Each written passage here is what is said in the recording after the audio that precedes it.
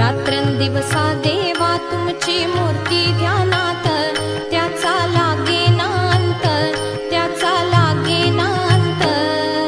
स्वप्नात आले माझ्या गुरुदेव दत्त, स्वप्नात आले माझ्या गुरुदेव दत्त.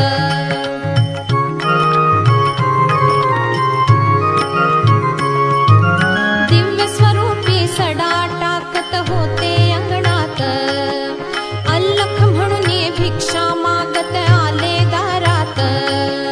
दिव्य स्वरूपी सडा टाकत होते